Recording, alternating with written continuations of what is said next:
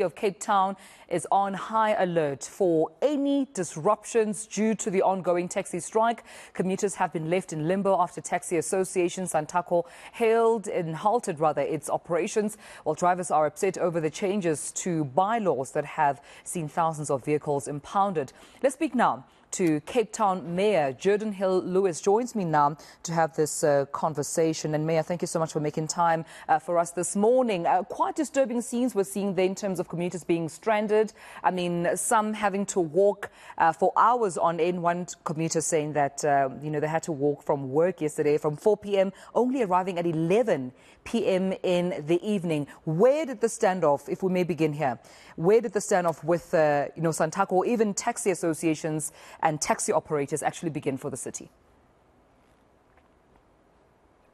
Thank you. I think that's an important question to go back to the roots here. We have been meeting with Santaco Taxi Association for many months in a taxi working group, trying to resolve their complaints. Their complaints are twofold: that they're not getting enough operating licenses, which the provincial government of the Western Cape Department of Mobility issue, and that their vehicles are being impounded in too many times, too high numbers of impoundments. Now, the point that we have made from the beginning is that we have a responsibility to uphold the law. We impound those vehicles under the National Traffic Act, offences committed under the National Traffic Act. It's actually not the City of Cape Town's bylaw, it's the Traffic Act. So just because those things are not necessarily enforced elsewhere in South Africa to the same degree, does not mean that it is wrong to enforce it. We have many motorists who are, and commuters in fact, even those who use taxis, are afraid of taxis, who complain about safety issues, who complain about speed of driving and overcrowding and many other things that we have, I'm sure you've heard as well many times. And so we enforce the law. So we do have a duty to do that, and it's not malicious, but we do have a duty, as we do with every other law, that it must be enforced. That's how we build a society based on the rule of law. Yeah, we just heard Police Minister Geordin now giving that comment that the scenes that we've seen out between members of the SAPS as well as taxi drivers recently, that is a problem and a challenge between the city and taxi operators. And we also heard from Santaco as well, calling the behaviour of the city nothing more but extortion. Your comment on this? Well, again, what are we trying to extort out of them? We're trying to get them to obey the law. And we're not, it doesn't work to issue fines. We issue tens of thousands of fines every month, and those fines are just ignored by taxi drivers. They are never paid. It's very hard to get any kind of compliance through fines. So we have to use the tougher action. And so we do use the mechanism of impoundment to get people to obey the law. It's not extortion to ask someone to obey the law.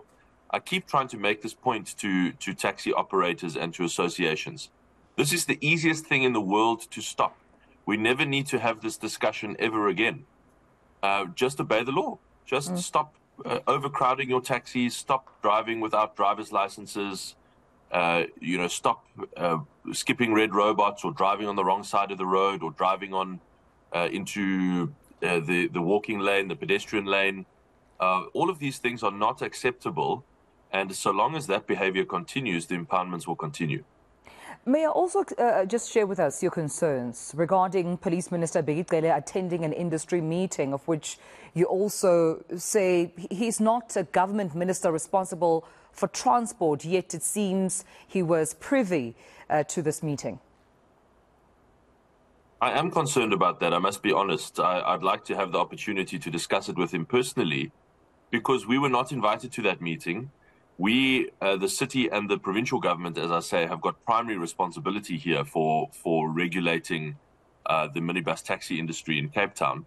And we didn't even know about it, nor were we invited. And yet the National Minister for Police, whose officers are now out there with our officers dealing with the consequences of the strike, the violent consequences, which always accompany these taxi strikes.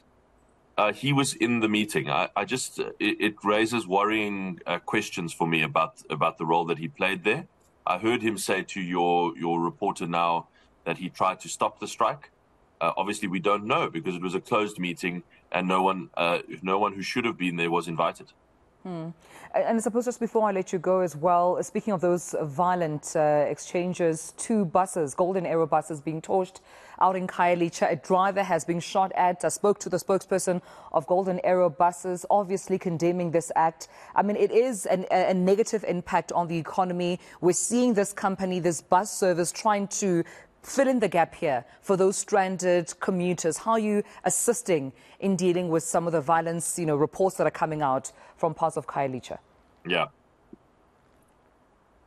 Thank you for that. Our most important priority at the moment is to protect commuters who are trying to get to and from work and trying to live their lives, and those operators who are trying to lawfully provide service to those commuters so that they can do so peacefully and safely. So we have got a full mobilization. We are escorting Golden Arrow buses. We are escorting our own My City buses, which are still running, and we'll continue to run, and we'll even get more buses onto those routes as much as we can to try and help commuters. But there are many commuters who are indeed stranded, and it's very sad to see how many people have been stranded and unable to get to work.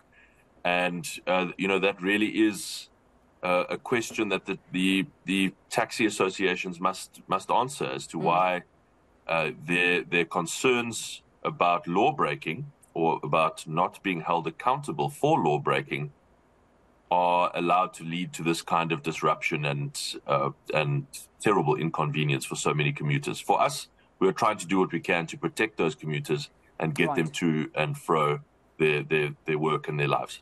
We'll leave it there. Thank you so much for speaking to us. Mayor Geordin Lewis speaking to us, of course, at the back of the taxi strike, but also seeing those commuters stranded. But Golden Arrow buses amongst the My City bus intervening in this regard. We'll have more.